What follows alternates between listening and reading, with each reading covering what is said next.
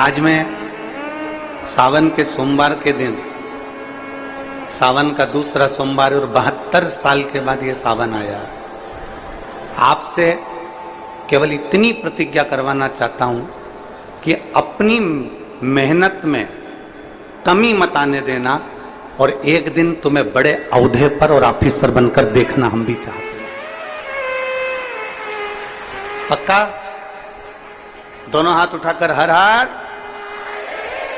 इतने नवयुवक बेटा बेटी इस कथा के पंडाल में बैठे हैं, आपसे केवल इतना चाहता हूं कि अपनी लगन और अपनी मेहनत एक इंच भी, एक अंश भी कम मत होने देना। पक्का?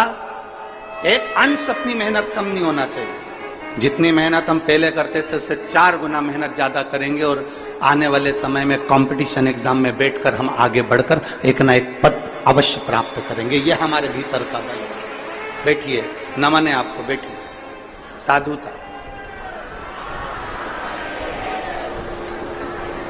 एक इंच की कमी नहीं आना चाहिए अपनी मेहनत में, एक अंश की कमी नहीं आना चाहिए अपनी लगन में, अपनी परिश्रम में। कोई तुमसे कह दे कि तुम सीए नहीं बन सकते, कोई तुमसे कह दे कि तुम शिक्षक नहीं बन सकते, कोई तुमसे कह दे कि तुम जज नहीं बन सकते, कोई तुमसे कह दे कि तुम आईएएस ऑफिसर नहीं बन सकते, तो वो तुम्हारे लिए चैलेंज है। फिर इतनी मेहनत करना, इतने कंपटीशन एग्जाम देना, एक बार हार जाओ, 2 बार हार जाओ, 3 बार हार जाओ, पर समझ लेना अगर बार बार हार रहे हो मतलब चढ़ने का प्रयास कर रहे हो, तुम्हारी मेहनत कम नहीं हो रही, मतलब तुम जीत कर बताओगे, ये निश्चितता तुम्हारे लिए।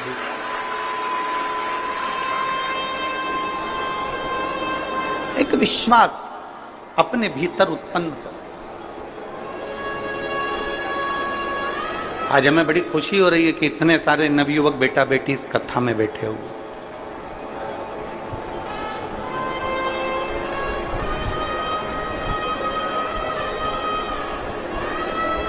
और बहुत भरोसे के साथ शिव महापुराण के सावन के महीने के दूसरे सोमवार पर यह भरोसे के साथ कहता हूं, छत्तीसगढ़ की कथा में जब भी आगे आते रहेंगे, आपके ज्वाइनिंग के लेटर के साथ कई पत्र इधर भी आते रहेंगे, ये पक्का। क्योंकि तुम्हारा विश्वास कम नहीं होना चाहिए, तुम्हारा भरोसा दृढ़ बना।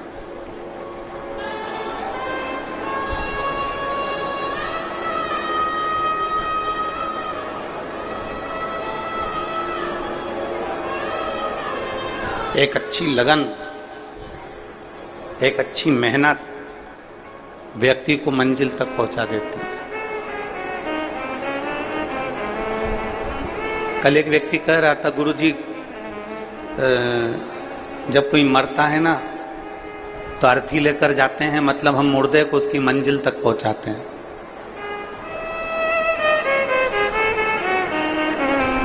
जब कोई मरता है तो हम अर्थी लेकर जाते हैं, तो मुर्दे को उसकी मंजिल तक पहुंचाते हैं। हमने उस बेटे से कहा, नहीं, आप मुर्दे को मंजिल तक नहीं पहुंचाते, मुर्दा आपको मंजिल दिखाकर आता है कि यहाँ लास्ट का स्टेज है, या आखिरी मंजिल। आप मुर्दे को मंजिल तक नहीं ले जा रहे, मुर्दा आपको मंजिल दिखा रहा है कि अंतिम बिंदु यहां है, आखिरी यहां पर है।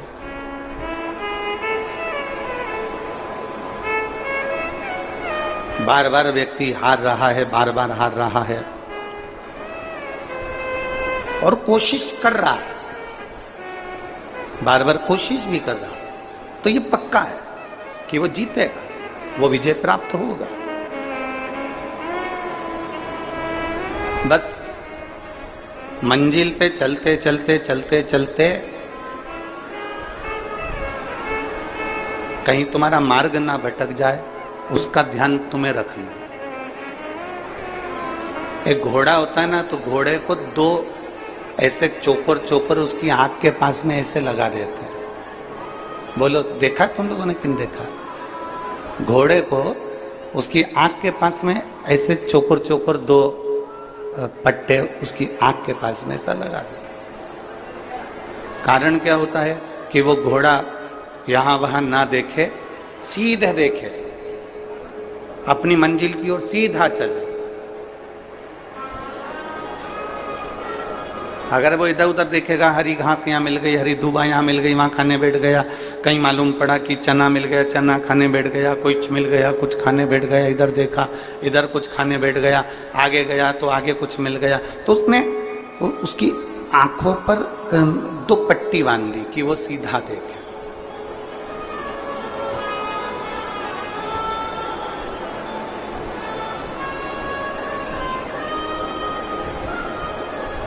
ये शिव महापुराण की कथा जो है ना, ये भी पट्टी का काम करती है। ये शिव महापुराण की कथा भी पट्टी का काम करती है। और शिव महापुराण की कथा कहती है कि ना तुम्हें इधर देखना है ना तुम्हें उधर देखना है, अपने लक्ष्य पर और अपनी मंजिल पर देखना है, और जहां तुम्हें जाना है वहां तक तुम्हें देखना है।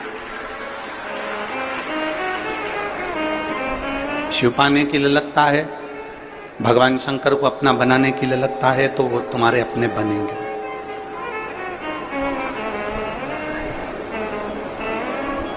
एक मंजिल तक पहुंचने के लिए लगता है तो वो मंजिल तक पहुंचोगे। केवल तुम्हारा विश्वास जागृत होना चाहिए।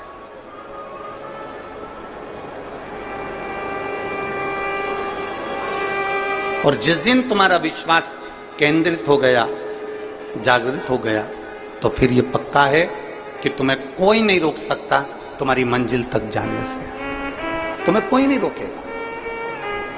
और मैंने तेरे ही भरोसे बाबा, तेरे ही भरोसे हवा बिच उड़ती जावांगी बाबा, डोर हथों छड़ी मैं कटी जावांगी, भोले मैं तेरी शंभु मैं तेरी हवा बिच उड़ती जावांगी बाबा, डोर छड़ी ना मैं कटी जावांगी, भोले मैं तेरी पतंग। शिव पुराण लिखी गई कागज के ऊपर।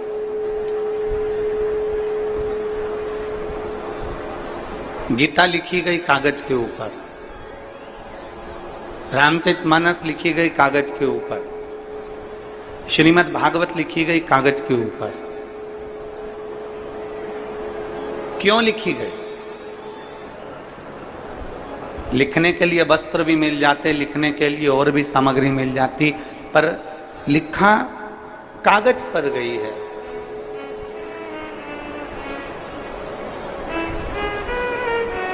क्यों लिखी गई? अखबार भी तो कागज का ही होता है। अरे बोलो तो जम के होता है। न्यूज भी तो अखबार पर लिखी जाती है। बहुत सारे ऑफिस में कार्य होते हैं, वो भी कागज पर लिखे जाते हैं, वो भी कागज के ऊपर ही अंकित होते हैं।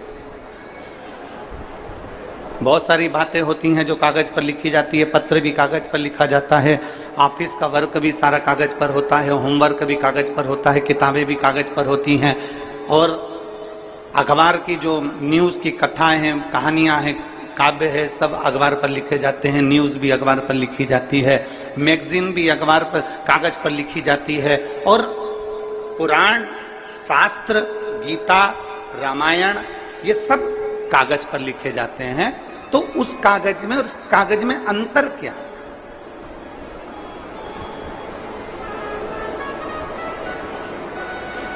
उस कागज में और इस कागज में अंतर क्या? सबसे बड़ा अंतर है कागज का, कागज एक ही है।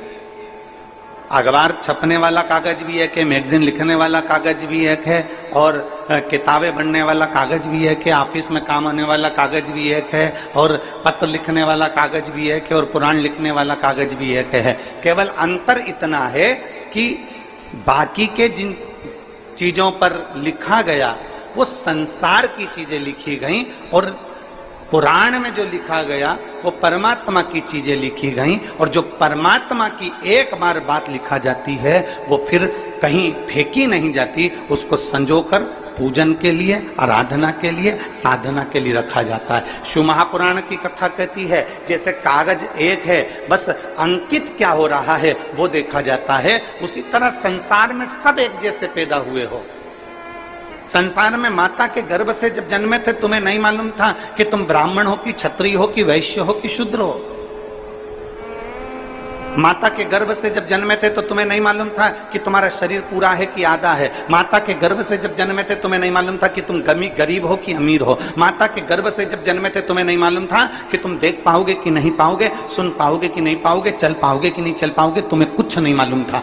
भगवान जब जन्म देता है एक जैसा देता है, कागज एक जैसा रहता है, बस हमें ये अपने ऊपर निर्भर करना पड़ता है कि हमें बड़े होते होते हमें अपने दिल पर क्या अंकित करना है। हमें संसार की वस्तुओं को अंकित करना है कि परमात्मा की वस्तु को अंकित करना है। हमें किस मंजिल की ओर जाना है, हमें नीचे की ओर जाना है कि आगे की ओर जाना है, हमें किस दुकान पर जाकर बैठना है, हमें किस गुमठी पर जाकर बैठना है, हमें किसकी संगत में बैठना है। हम कहीं खाने पीने वालों की संगत में तो नहीं बैठ गए, हम कहीं मदरा पीने वालों की संगत में तो नहीं बैठ गए, हम कहीं किसी जुआरी की संगत में तो नहीं बैठ गए। यह हमारे ऊपर निर्भर करता है कि हमारी संगत कैसी है। अंकित हमें करना है। जब भगवान ने पैदा करा तब यह नहीं बताया कि तू ब्राह्मण है कि क्षत्रिय है कि वैश्य है कि शूद्र है। भगवान ने जब पैदा करा तो यह नहीं बताया कि तेरा शरीर कैसा है। परमात्मा ने तो यह देखा कि तेरा कर्म कैसा है, उस कर्म के हिसाब से तुझे जन्म दे दिया और जन्म देकर तुझे संसार में भेज दिया।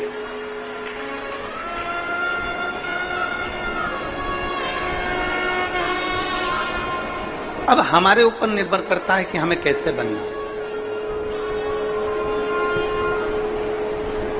एक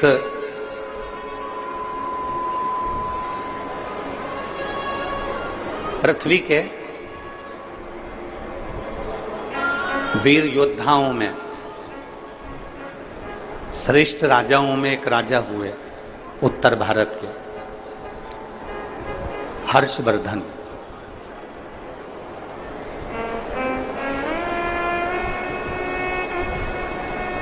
उत्तर भारत के जिन्होंने कन्नौज को अपना राज्य बनाया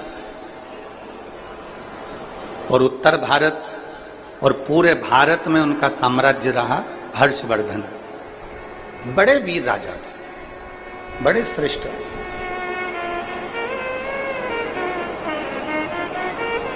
केवल एक पंजाब में उनका राज्य नहीं था, बाकी के सब जगह पर उनका राज्य था, सब।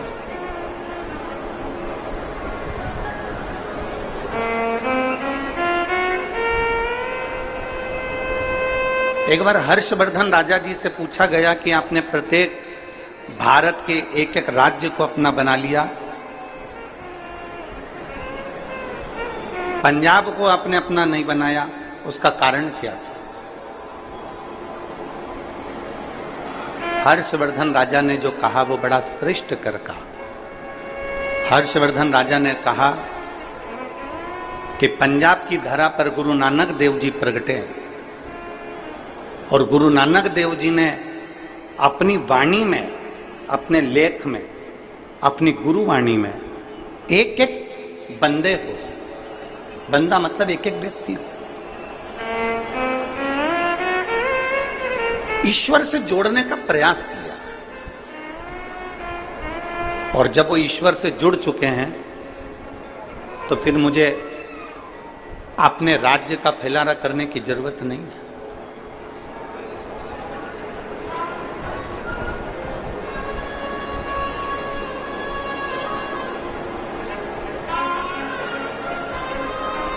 भारत की भूमि के ऐसे संत गुरु नानक देव जी,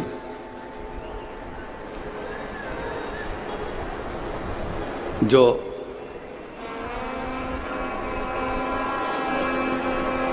महाराष्ट्र की पवित्र भूमि पर जाते हैं, नागेश्वर में पहुंचते हैं और औंडा नागनाथ के मंदिर के बाहर बैठ जाते हैं और अपने साथ में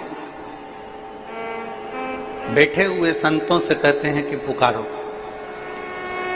नामदेव जी, अगर तुम्हें मंदिर के लोगों ने पीछे पटक दिया है तो भगवान शंकर को पुकारो। भगवान शिव के प्रति अगर आपकी भक्ति दृढ़ होगी तो यह मंदिर का दरवाजा भी पलट जाए।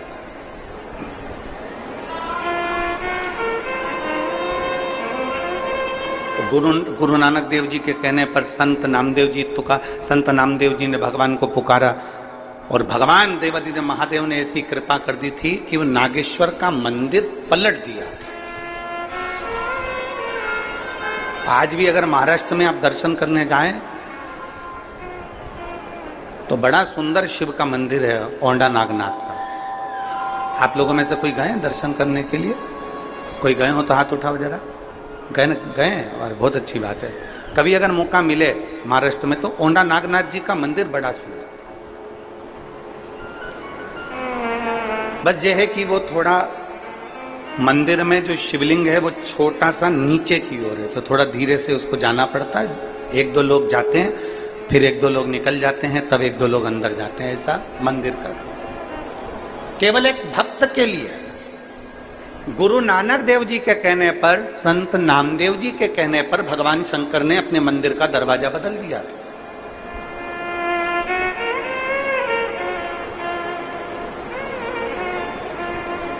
मंदिर का द्वार चेंज कर दिया। तो राजा हर्षवर्धन जी से कहा गया कि आप राज्य करते हो, आप निवास करते हो। राजा हर्षवर्धन केवल अगर भजता था तो शिव को भजता था, उसके सिवा भजता ही नहीं। उसकी चित्तवृत्ति में शंकर के सिवा कोई आता ही नहीं। वो कहते हैं ना, तेरे सिवा कोई और मुझे भाता नहीं है।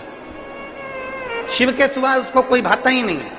राजा हर्षवर्धन शंकर की भक्ति में ऐसे रम गए कि सुबह से शाम तक अपना राज्य संभालना और शंकर की भक्ति धारण करना। ओम नमः शिवाय, श्री शिवाय नमस्तुभ्यं, स्मरण करते रहना, स्मरण करना।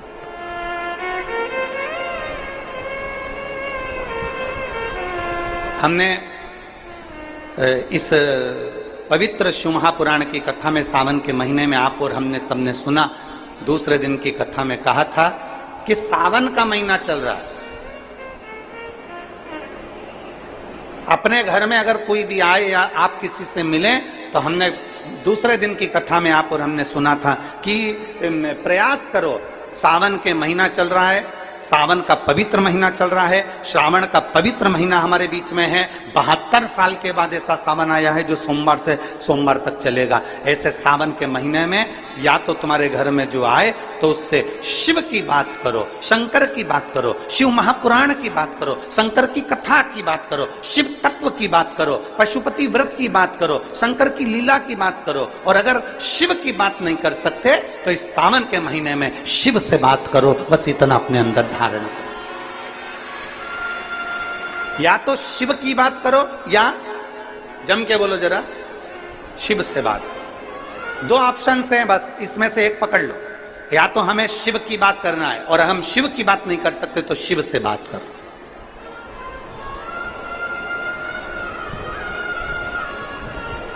हम लौकिक बात क्यों करें?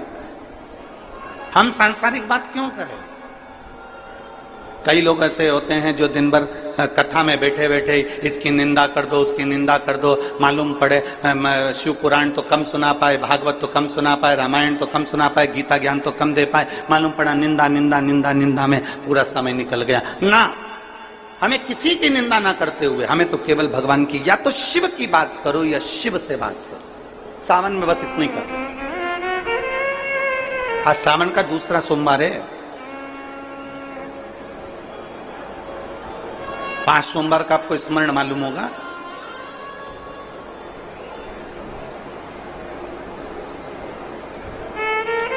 सावन के कई बार 4 सोमवार पड़ जाते हैं, कई बार 5 सोमवार पड़ जाते हैं। 5 सोमवार का आप लोगों ने तो सुन रखा होगा ना, 5 सोमवार की महिमा क्या है। सावन के महीने के 5 सोमवार की महिमा क्या होती है? तो कहा अगर 5 सोमवार सावन के महीने में पड़ जाते हैं तो शिव पंचायत का पूरा पुण्य एक शंकर पर जल चढ़ाने से पूरा फल प्राप्त हो जाता है। शिव पंचायत। श्रावण का पहला सोमवार होता है शिव तत्व का, श्रावण का दूसरा सोमवार होता है देवी तत्व का, मां दुर्गा, मां भवानी।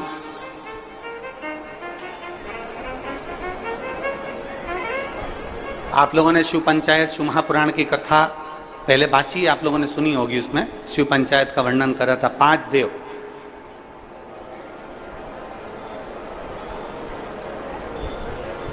शंकर भगवान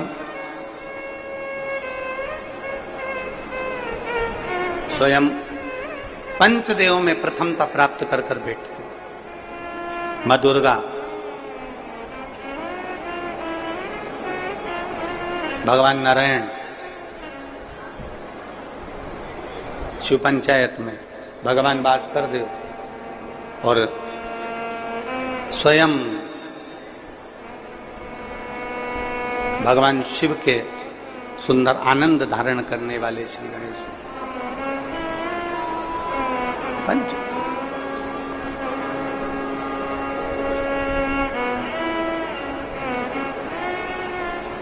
अब प्रथम में शिव, दुर्गा, नारायण, भास्कर देव, गणेश जी, ये सब भगवान शिव की पंचायत के अंतर्गत विराजमान होते हैं और ये पांचों सोमवार का फल हमें प्रदान करते हैं। पांचों सोमवार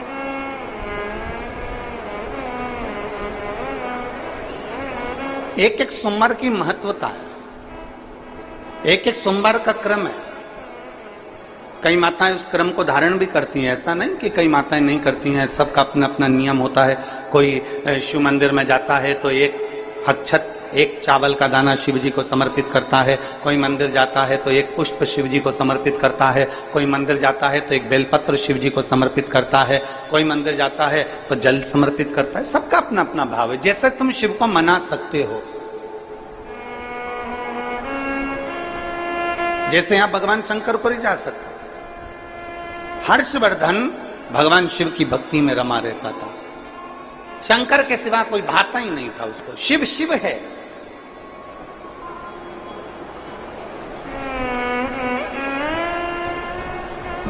एक मां अहिल्याबाई होलकर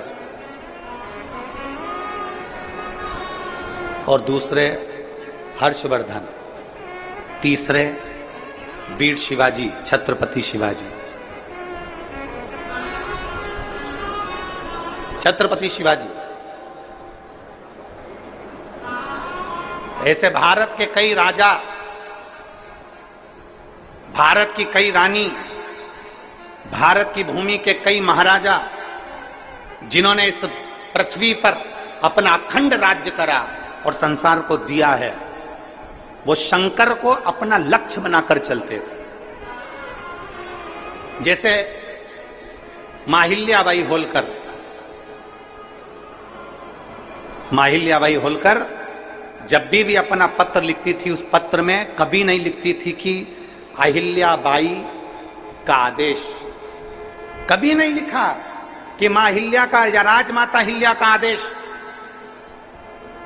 जब भी पत्र मां अहिल्याबाई लिखती थी तो उसमें लिखती थी शिव का आदेश, महादेव का आदेश।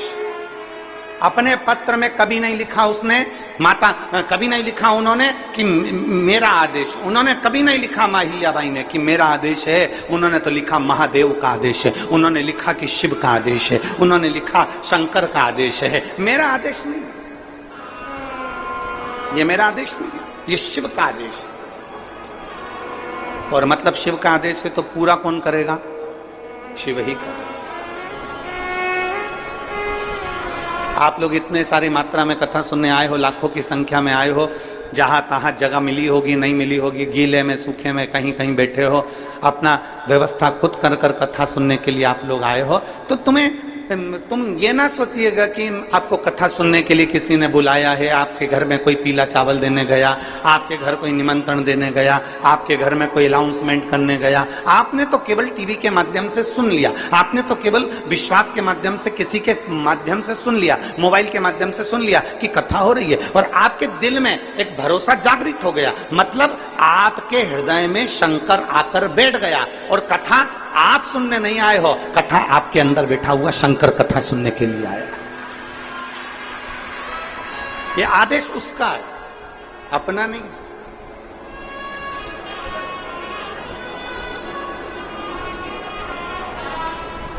और शंभु शरणे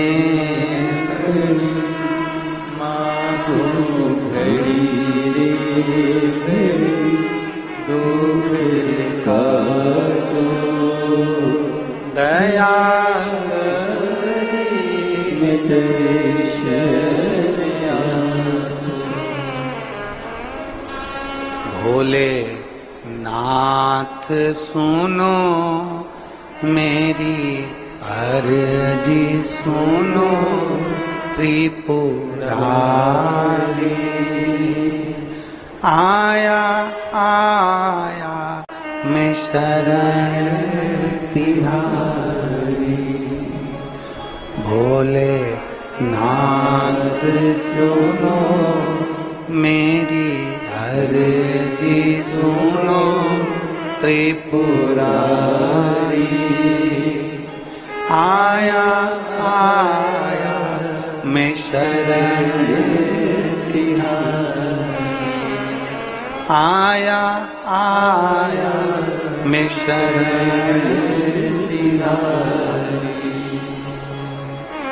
रोग कष्टों ने मुझको घेरा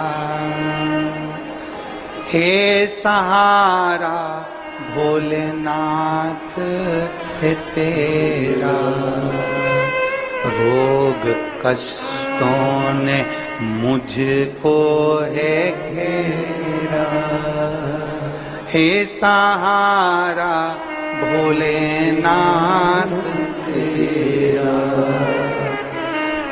मैं पुकारूं तुझे तू बचा ले मुझे त्रिपुरारी आया आया शरण हूँ तिहारी भोलेनाथ सुनो मेरी अर्जी सुनो त्रिपुरारी आया आया शरण हूँ तिहारी आया आया शरण हूँ तिहारी। हर्षवर्धन लगा शिव की भक्ति एक विश्वास एक के प्रति कर लो वो आपको निहाल कर दे। एक पत्र है देखिए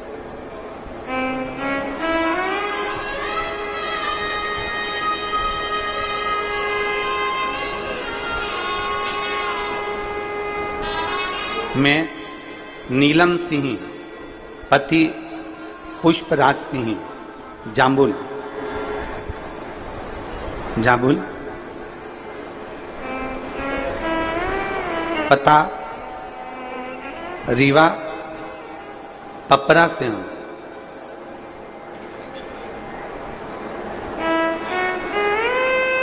कहीं बैठी हैं क्या आप ही हैं? श्री शिवाय नमस्ते आइए बेलपत्र ले जाओ आज। नीलम सिंह पति पुष्पराज सिंह जामुन स्थाई पता रीवा पंपरा से हूं।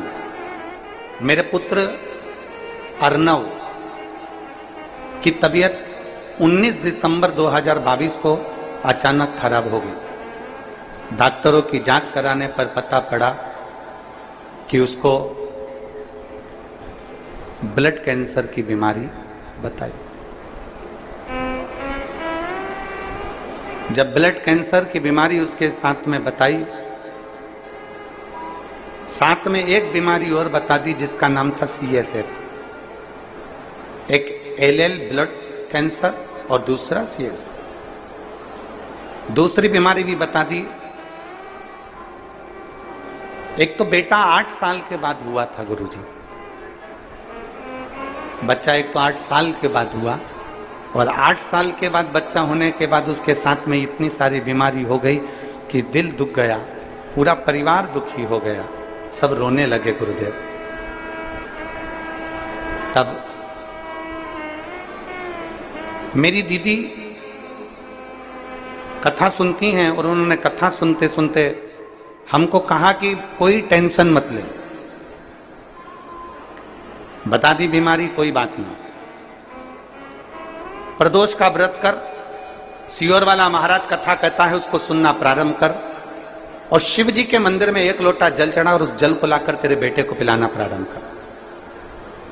कहा डॉक्टर के हिसाब से तो मेरा बेटा बचने का नहीं है। डॉक्टर ने कह दिया कि मुश्किल है, और तू कह रही है कि अब कथा में मन लगाऊं तो ऐसी बीमारी होने के बाद कौन मां का दिल कथा में लगता है, तू तो लग।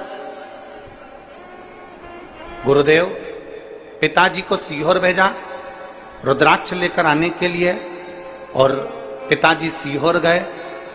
पिताजी सीहोर जाकर रुद्राक्ष लेने भेजा, और रोज कलश में रुद्राक्ष डालकर वो जल शिवजी को चढ़ाते।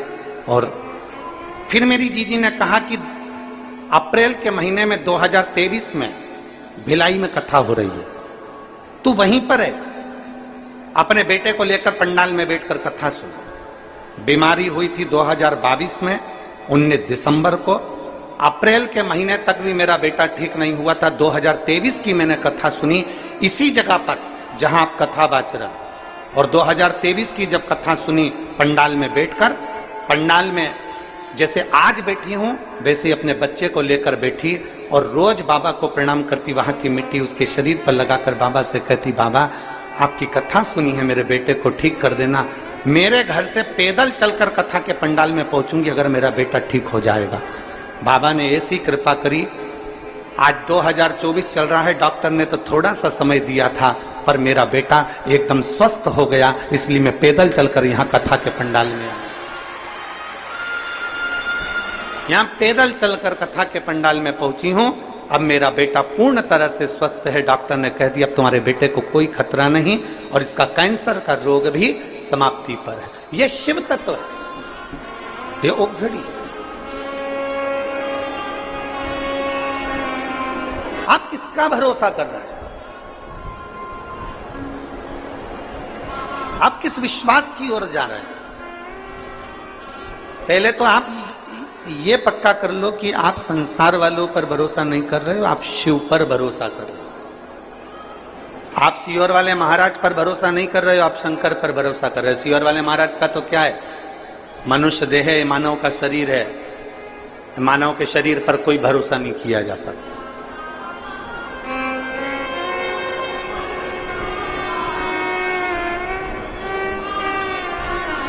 मानव शरीर पर क्या भरोसा करो, मनुष्य शरीर पर क्या भरोसा करना।